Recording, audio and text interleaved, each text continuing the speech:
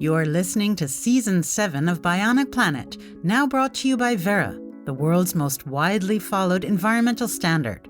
Verra, standards for a sustainable future.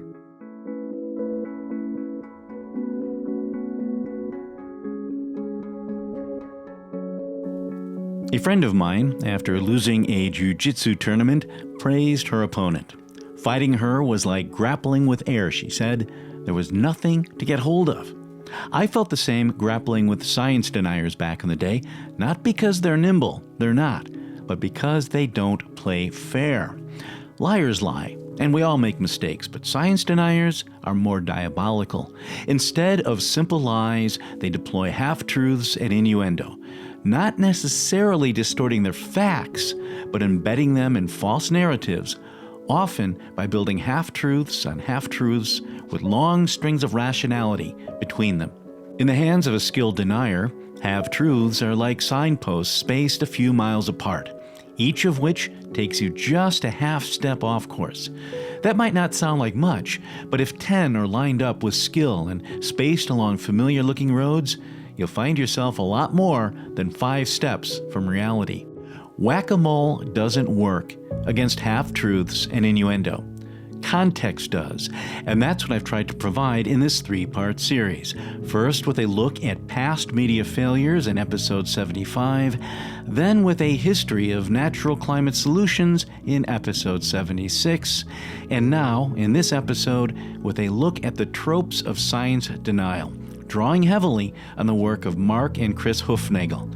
The two brothers began exposing science denial in the mid-2000s, and scientists from several disciplines kicked their ideas around until broad agreement emerged on the following telltale tropes. 1. Setting impossible expectations for what science can achieve. 2. Deploying logical fallacies. 3. Relying on fake experts and denigrating real ones. 4. Cherry-picking evidence. And 5. Believing in conspiracy theories. John Cook of the Center for Climate Change Communication coined the acronym FLIC, F-L-I-C, for fake experts, logical fallacies, impossible expectations, and cherry picking. He created an extensive taxonomy that I'll link to in today's show notes. Cook readily concedes that all of these tropes are subsets of the second one, deploying logical fallacies. But he provides a framework that emphasizes those logical fallacies most common to science denial. In today's show, we'll look at how these tropes are showing up in coverage of climate solutions. Man may be unwittingly changing the world's climate through the waste products of his civilization. There's a group of us now who are proposing that the Earth has actually entered a new epoch, and that is the Anthropocene. We know that the enemy is carbon, and we know its ugly face. We should put a big fat price on it, and of course, add to that, drop the subsidies. Earth. We broke it, we own it. And nothing is as it was. Not the trees, not the seas, not the forests, farms, or fields. And not the global economy that depends on all of these. But we can restore it, make it better, greener, more resilient, more sustainable. But how? Technology? Geoengineering? Are we doomed to live on a bionic planet, or is nature herself the answer? That's the question we address in every episode of Bionic Planet, a podcast of the Anthropocene, the new epoch defined by man's impact on Earth. And today we finish our 3-part dive into the dangerous disconnect between perception and reality in coverage of how carbon markets support nature-based solutions to the climate challenge. We do so by covering some of the same territory we explored in episodes 49 through 51, where I took you inside the negotiations that led to the inclusion of REDD+ in the Paris Agreement. This time we look at 6 key lessons from the history of natural climate solutions. Like my last episode, this one is adapted from a 3-part series I wrote for Ecosystem Marketplace last year. By adapted, I mean I made it more conversational, including new research, and I trimmed some digressions while adding others. Helping me again today is my former Radio Deutsche Welle colleague, Deborah Friedman. Deborah, what is our first trope? Trope 1. Setting impossible expectations for science. Science isn't about absolutes. It's about a preponderance of the evidence and the concurrence of experts, especially when you have social sciences layered on top of physical sciences, as is the case with forest carbon methodologies. Strip away the half-truths and innuendo in the stories I alluded to in the first installment of this series, and you'll find they all have germs of truth in them, but those germs are pretty innocuous. They all boil down to the fact that forest carbon methodologies aren't magical or eternal, but instead represent best efforts underpinned by a lively debate over how to improve them. Like the right-wing merchants of doubt who turned the strengths of climate science upon itself throughout the 1990s and 2000s, carbon market opponents are bending over backward to portray lively debate as something dark and sinister, while ignoring the complex nature of the challenge we face. Nearly all of the questionable coverage, for example, takes issue with the use of counterfactual analysis to construct project baselines, often relying on the mere sound of the term to imply that something shady is happening in secret recesses of the climate community. This is absurd. Counterfactual analysis simply means you're looking at a situation and asking what would happen if things were different. It is a cornerstone of the impact analyses that government agencies and NGOs around the world use to see what works and what doesn't. It includes process tracing, which means you're looking beyond correlation to a clear series of causes and effects. In the Greenpeace story that I opened this series with, they're technically correct when they point out that it's, quote, difficult to judge if the emissions reductions claimed by REDD+ projects are real. And I'm sure they're accurately quoting ecosystem scientist Alexandra Morel as saying, quote, it's impossible to prove a counterfactual. She's right, but no one claims otherwise, at least not since Karl Popper and the triumph of fallibilism. Even physicists don't prove anything. They provide actionable models that work well enough until something better comes along, at which point we change, but only after that better way passes the same tests that the earlier ones did. Living systems are more complex than rocks and crystals, while social systems are more complex than squids and mollusks. That's why we look at a preponderance of evidence and the majority views of experts, rather than outlier events or isolated opinions when harvesting the lessons of the past to develop more effective approaches for the future. The goal is continuous improvement in the real world, not imaginary perfection in fantasyland or in the ivory towers of some academic institutions. The late great statistician George Box used to tell his students that, quote, all models are wrong, but some are useful. It's a statement he elaborated on in 1976. Since all models are wrong, the scientist must be alert to what is importantly wrong, he wrote. It is inappropriate to be concerned about mice when there are tigers abroad. Deborah? Trope 2. Logical errors. Logical errors are difficult to correct because, unlike simple lies, they can unfold across pages and paragraphs rather than sentences. The facts are often right, but the context is incomplete or the conclusions are, well, illogical. The Greenpeace story, for example, opens with Bertaldo Severa Soares Filho, a respected Brazilian cartographer who oversaw the creation of a well-known environmental modeling platform. In 2007, Greenpeace tells us, an unnamed Brazilian NGO invited Soares Filho and, quote, an array of other academics focused on the Amazon forest, unquote, on a 3-day boat trip down the Rio Negro River to persuade him to, quote, help rubber stamp a carbon offsetting project. 2007, you may recall, was a pivotal year for REDD+, and NGOs were trying to get input from as many experts as possible. I'm guessing that boat trip was part of this effort, but we don't really know because Greenpeace doesn't tell us the name of the Brazilian NGO, the name of the project he was expected to rubber stamp, how he had the power to rubber stamp it, or who belonged to this, quote, array of other academics, and what happened to them. Did they drown? Were they eaten by piranhas? All we know is that when Soares Filho got back to his office, he, quote, decided that he didn't want his world-leading software used for REDD+. I emailed him to find out why, and he responded immediately. Models are used to avert an undesirable future, not predict the future, he answered. Models are not crystal balls. Models are a sign to help devise policy and evaluate policy choices.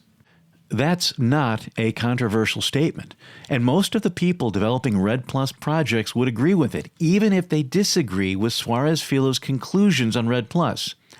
He's not revealing a deep, dark secret here, but rather expressing his take on a very public philosophical disagreement that major outlets simply ignored for decades. To its proponents, REDD Plus is a de facto policy tool. It fills gaps that current policies don't address, and it financially supports policies that exist but haven't been funded, among other things. REDD Plus is, again, a tool for implementing policy or for going beyond policy, but it's not a magical replacement for policy. From a REDD Plus proponent's perspective, REDD Plus uses modeling the way Suarez-Filo advocates, namely to identify and avert undesirable futures. It does so, however, by using market mechanisms instead of relying purely on command and control approaches. And in the first installment of the series, we learned Greenpeace's views on market mechanisms. Now, there could have been some value in unpacking this decades-old debate and breaking it down for a mainstream audience, but that's not what Greenpeace did. They framed it as evidence of a deep, dark secret instead of what it is, namely a philosophical dispute over which reasonable people can disagree, but where a clear concurrence of experts exists. This is the appeal to authority fallacy, namely framing an expert opinion as evidence rather than what it is, an opinion. Greenpeace does this throughout the piece, where almost every opinion they agree with becomes a finding or a revelation discovered through an investigation, while every program they want to slam becomes a scheme. They describe various results as promises, ignoring the fact that funds are allocated for actions taken and results, not promises. This verbal sleight of hand leads a trusting reader to the next half-truth, an incomplete description of modeling and a dismissal of counterfactual analysis as fantasy. Greenpeace also repeatedly begs the question, another logical error, by citing findings that pop out of nowhere, and they seem to enjoy appeals to ignorance, comparing the probabilistic nature of reference levels to some magical, unattainable certainty. The fountainhead of all their fallacies is the false dichotomy of offsetting versus reducing internally, the framing of offsets as a license to pollute. This is built on the premise that every offset purchased is a reduction not made. Now, I'm sympathetic to this fear, but while plenty of companies certainly do believe they can buy offsets instead of reducing, that's not what's happened historically, and the answer isn't to pretend that the offsets themselves don't work. It's to enforce high quality on the offsetting front, which will drive up prices, and then to embrace protocols for carbon neutral labeling. That process is underway, and we'll be covering it in future episodes. When I was at Ecosystem Marketplace, we conducted an analysis of buyers in 2016 and found companies that voluntarily purchased offsets tended to do so as part of a structured reduction strategy. And plenty of executives have told me that offsetting acted as a gateway strategy. Once they started offsetting, they had a price on carbon. Once they had a price on carbon, they started seeing places to cut emissions. For details, see Debunked 8 Myths About Carbon Offsetting, which I link to in the show notes. Bloomberg, meanwhile, has run several pieces on a theme spelled out most clearly in a piece called These Trees Are Not What They Seem, which takes conservation groups to task for financing their operations through the sale of carbon credits, ignoring the fact that carbon markets emerged in part to overcome the short-term fickle nature of philanthropic funding, as we saw in the first installment of this series. This argument would make sense if money grew on trees, but it doesn't, at least not without the help of carbon markets. In that piece, the usually reliable Bloomberg commits several logical errors, chief among them being slothful induction, oversimplification, and a misrepresentation of carbon finance. Deborah? Trope 3, relying on fake experts and denigrating real ones. I don't like the term fake experts because it implies nefarious intent. That may have been the case with the original Merchants of Doubt, but I don't think that's always the case here. I instead prefer terms like false experts or false authority. So what is a false expert? It can be someone whose credentials are dubious, but more often than not, it's someone whose credentials are just not sufficient enough to warrant the status they're being accorded in the area concerned. That could be a credentialed person whose outlier views are framed as being superior to scientific consensus. In a way, it is a form of magnifying the minority. You magnify the minority when you give outlier ideas and untested findings the same or higher status than ideas and findings that have passed the test of time. This is the fallacy that the original Merchants of Doubt excelled at, and it's also a Greenpeace favorite, which is ironic because they're also among the very best at outing others who deploy the tactic. I should emphasize that identifying a person or entity as a false expert doesn't mean they're bad people or that all their research is flawed. Just that even bona fide experts aren't omniscient. All research should be evaluated on its own merits. Speaking of research, I'd like to propose a new category called relying on flawed findings. That is, findings that aren't just minority views, but are objectively, verifiably flawed, yet still garner inordinate amounts of media attention. One of these is a paper called UN Red Plus Project Study, which comes from a company called McKinsey Intelligence Services, or MIS. Greenpeace and The Guardian hired MIS to evaluate 10 carbon projects in the Amazon, despite the fact that MIS has no discernible expertise in forest carbon. Greenpeace and The Guardian have repeatedly referenced the paper to support their stories, but the paper itself is nowhere to be found. Why? Well, I've seen the paper, and the answer is it's about what you'd expect from a small company hired to perform analysis outside its area of expertise. Even the title isn't accurate. UN Red Plus implies they're looking at Red Plus as it evolved in the various UN programs, when in fact they're looking at voluntary Red Plus projects that predate even the Paris Agreement, or trying to. The entire analysis is based on how forested areas look from the sky via low-resolution satellite images, and not on ground samples and models of socioeconomic forces. As if that weren't bad enough, their photo analysis confused rivers with highways and used forested areas in Bolivia to model deforestation in Guatemala. In the end, it was too embarrassing for even Greenpeace to release publicly, but they and The Guardian continue to cite the fake findings of this phantom analysis in their ongoing coverage. Another organization to garner undue influence is a smaller outfit called Carbon Plan, which has produced a simple numerical rating system for grading the quality of carbon projects, one of several such efforts underway. Initiatives like this can be useful as carbon markets finally go mainstream and millions, perhaps billions of people try to engage them with little prior understanding of how they work. Done right, rating systems can provide a useful adjunct to the pass-fail approach carbon standards take, as well as additional backstopping to auditors. Done wrong, however, they could institutionalize the practice of magnifying the minority. That, I fear, is the direction Carbon Plan is going. For one thing, they're not limiting their ratings to projects that have already gone through broad technical review and public consultation. And they haven't published any structured methodologies that I know of. Instead, they're anointing themselves as a sort of de facto standard and putting their stamp of approval on pet projects that are, at best, promising pilots. This could lead to the kind of wildcatting and information asymmetry that George Akerlof warned about in The Market for Lemons. That's a recipe for more confusion and less certainty in a market, which is the opposite of what they claim to be offering. This wouldn't be a problem if Carbon Plan hadn't convinced a handful of reporters and technology companies that they are the supreme arbiters of quality in carbon projects rather than one voice among many. The fact is, they embrace the outlier views of a tiny school of thought spread across a few universities. But those views happen to resonate with a narrow community of well-meaning but deep-pocketed technologists who are acting as a vector to the broader population.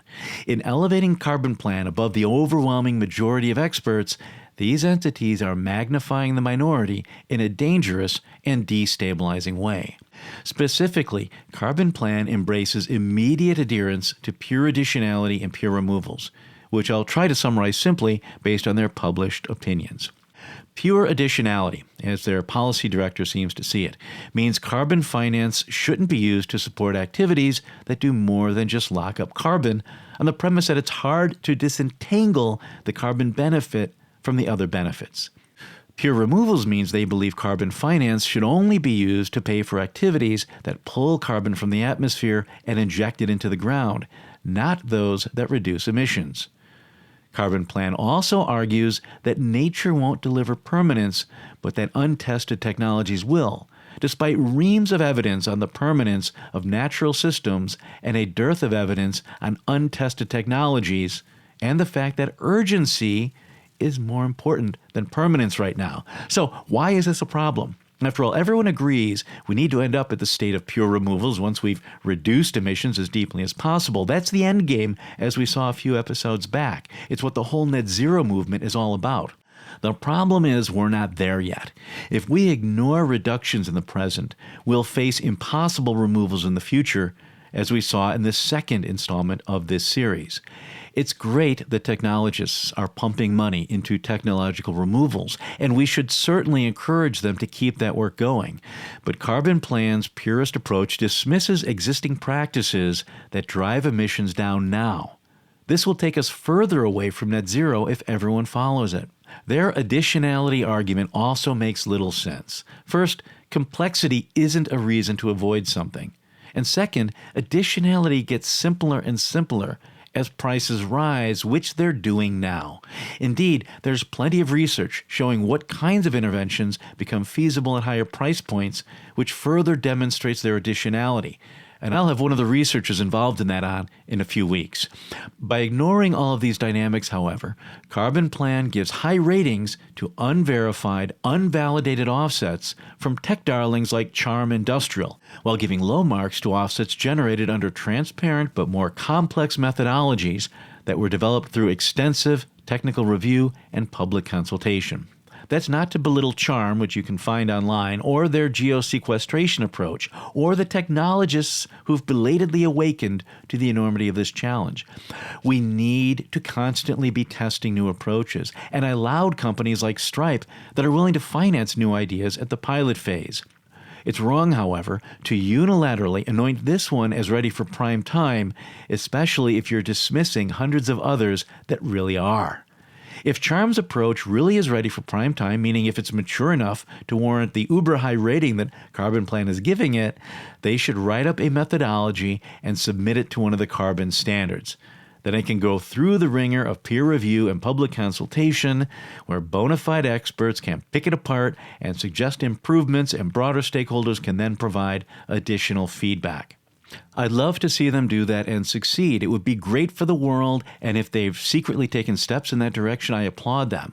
But from what I've seen so far, they've adopted the move fast and break things approach that Silicon Valley loves. Haven't we had enough of that? I understand that the process of developing a credible carbon methodology can be tedious, and it also means putting your ideas out there to be critiqued by experts and opportunists alike. That can be disconcerting, but these review processes evolved for reasons, as we saw in the second installment of this series. Legitimate carbon standards don't just provide a stamp of approval based on some media-savvy consultant's pet theories.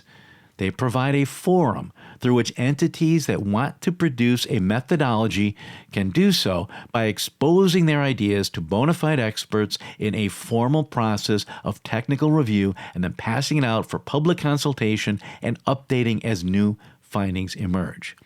Peer review processes and public consultations are hallmarks of scientific advancement, and Carbon Plan is circumventing them with its unilateral stamps of approval. Another case of magnifying the minority took place when a paper with the provocative title Overstated Carbon Emission Reductions from Voluntary REDD+ projects in the Brazilian Amazon went viral over the course of last year.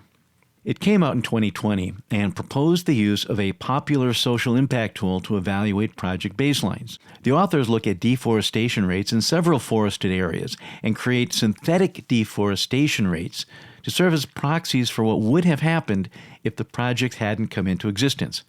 It's a process called the synthetic control method, which researchers have used to evaluate everything from the impact of decriminalized prostitution on public health to liberalized gun laws on violent crime. The synthetic control method is designed to isolate the effects of a, quote, event or intervention of interest on an aggregate unit, such as a state or a school district, according to MIT professor Alberto Abadi, who pioneered its use. It works not by comparing the impacted city or state to a comparable unit, but to a synthetic city or state modeled from multiple states, school districts, or other population centers. Similar approaches have been used to construct baselines under some methodologies, including a new one that I'll be looking at in the next month or so on dynamic baselines for use in grouped projects. Don't worry about that terminology right now. There may or may not be value in using this approach the way the authors do. Time and further review will answer that. Beyond this, however, the paper has a considerable shortcoming that the authors readily admit. The construction of our synthetic controls may not have included all relevant structural determinants of deforestation, they wrote. Specifically, in constructing their synthetic controls, they excluded everything unique to the human impact on individual projects from criteria they used to identify their synthetic forests. This is equivalent to modeling the effectiveness of Jakarta's adaptation to sea level rise by creating synthetic controls from Chicago and Detroit. This may have been unavoidable given the data available, and that's one of the problems we face in all of these efforts. The authors deserve credit for trying a new approach that may still prove insightful and is in line with the direction people are going. Most of their recommendations, in fact, align with changes already being contemplated in the move from standalone projects to jurisdictional programs under the Verified Carbon Standard. Specifically, the VCS has proposed a shift from modeling based on reference areas to risk mapping based on proximity to indicators of deforestation, such as nearness to the forest edge and to recent past deforestation. As you may recall from the second installment of this series, jurisdictional programs are designed to distribute risk between jurisdictions and projects, which is a different dynamic than standalone projects were created to address. The paper is, in other words, one of many that could inform the process going forward, but its content doesn't support the attention-grabbing headline unless you buy the premise that this approach is automatically superior to existing methodologies, which even the authors don't claim. The problem is that too many reporters latched onto that headline while ignoring the more thought-provoking parts of the paper, not to mention the complexities it highlights or the larger debate of which it's a part. That's unforgivable, especially since the most extensive peer-reviewed analysis to date found the opposite, as we'll see shortly. But that's how the hype cycle that we saw in the first installment of this series works. Having built market-based natural climate solutions up into something they could never be, some reporters are now tearing them down instead of digging into them and trying to explain them in all their glorious complexity. To keep the narrative clean and simple, they ignore papers that support the efficacy of carbon markets, and there are plenty. Take, for example, recent peer-reviewed research led by Cambridge professor Alejandro Coutinho. He and his collaborators looked at dozens of REDD+ projects and concluded that deforestation within VCS project areas was reduced by 47% compared with matched counterfactual pixels, while degradation rates were 58% lower. And remember again, reducing emissions from deforestation doesn't mean eliminating them. These projects rarely are able to eliminate deforestation. Or check out a 2020 paper by Rohan Best et al. They looked at 142 countries over a period of 2 decades and found CO2 emissions grew at slower rates in countries with carbon pricing than in countries without it. Or take previous research by Eric Heitz et al. They found reductions were deeper in countries with cap-and-trade markets compared to those with carbon taxes, even though the market prices tended to be lower than the taxes, contradicting a foundational carbon plan dogma that high prices are what matter in carbon markets. That's confusing the means and the ends. Heitz et al. Also showed that cap-and-trade programs become more effective as methodologies are updated, which to me serves again to highlight the importance of constructive criticism and the destructive power of turning the process of discovery upon itself. Patrick Beyer and Michael Ackland found similar results in the European Union Emissions Trading Scheme, or EU ETS, where emissions were reduced through cap and trade even before prices started rising, largely because low prices followed on the heels of reduced emissions, enabling the ratcheting down of caps even further. All of these studies and many more paint a much healthier picture, but you don't see market proponents running out and spiking the ball every time one of them comes out. Opponents like Greenpeace and Carbon Plan, on the other hand, are constantly spiking their balls, real and imagined.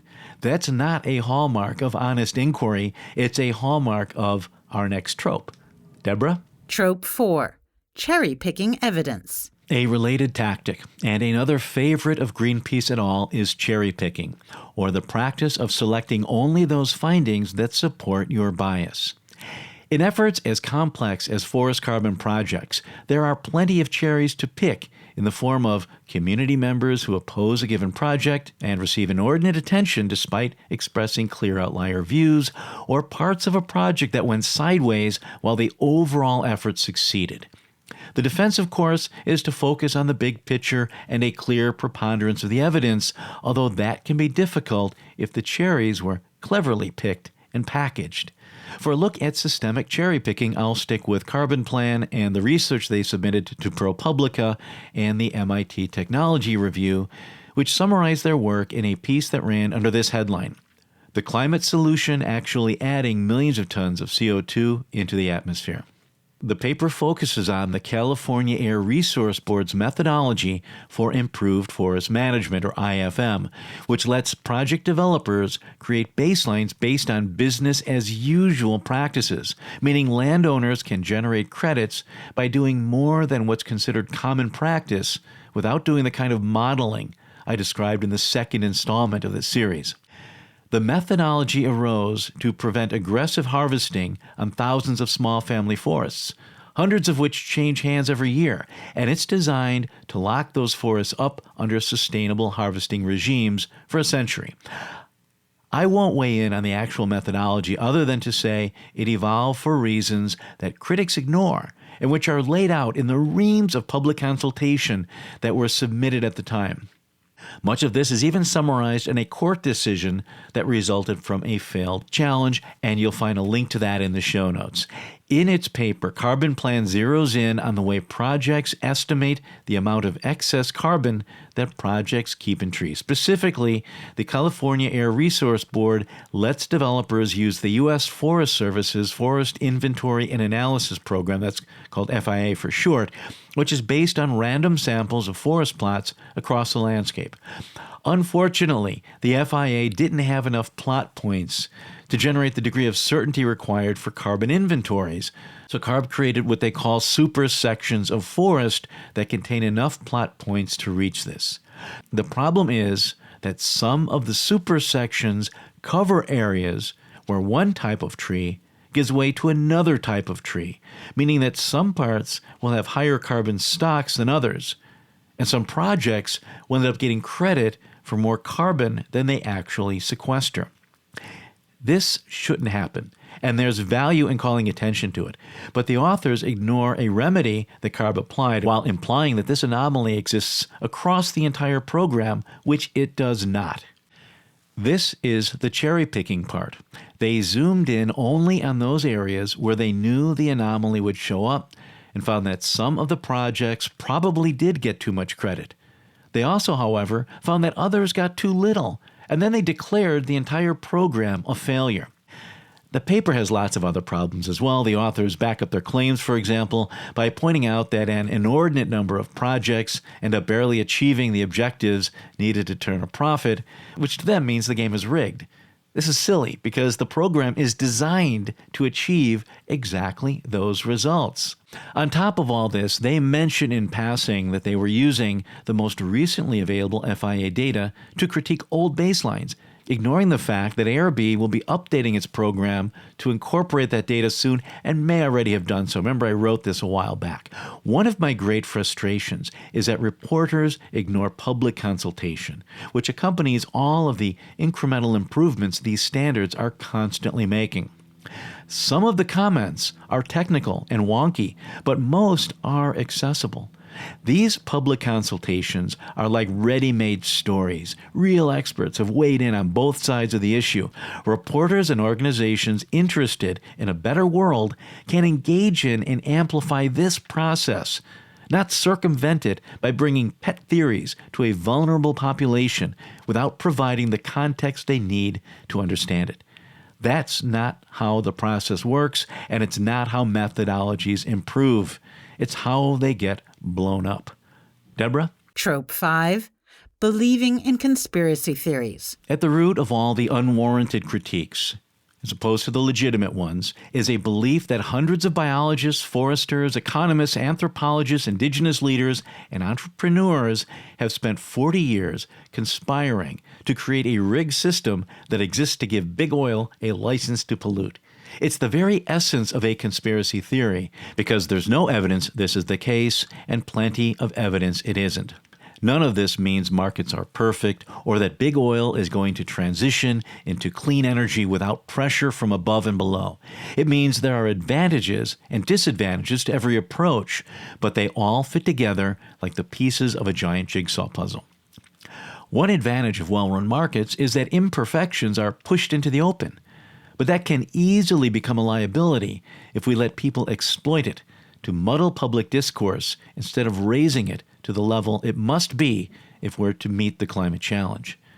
We can debate the role of markets all we want, in part by paying attention to the very transparent public consultations that accompany these processes, but we can't let people who lost the debate run around with baseless claims that the debate was rigged, that markets don't work, or Nordhaus is a fascist. Above all, we can't let a too compliant media amplify that message. We've seen this script before, and it doesn't end well. And that gets us to the end of the 3-part series on dangers I see as millions of people parachute into a complicated world that they don't understand, and where the qualified guides are too busy to show them around, but instant experts are everywhere. I started this podcast 7 years ago, explicitly to address this problem, and I need your help to do it right. Yes, I have one sponsor, but I need more of them to deliver the quality and frequency you want. The biggest complaint I get is that there's such a huge gap between episodes. If you're an ethical business looking to reach a climate-conscious global audience, then send me an email at steve@bionic-planet.com. That's steve@bionic-planet.com. If you're an individual who just likes what you hear and want more and better episodes, then you can become a patron at patreon.com/bionicplanet. That's patreon.com/Bionic Planet. Bionic Planet, no dots or dashes, all one word, as opposed to the email, which has a bionic-planet. You can also help by giving us a 5-star review on whichever podcatcher you access us through. That matters because the more stars we get, the more ears we get. And the more ears we get, the more minds we can reach. And we have to reach hundreds of millions of minds if we're to meet the climate challenge. We can do it if we all work together. Until next time, I'm Steve Zwick in Chicago. Thanks for listening.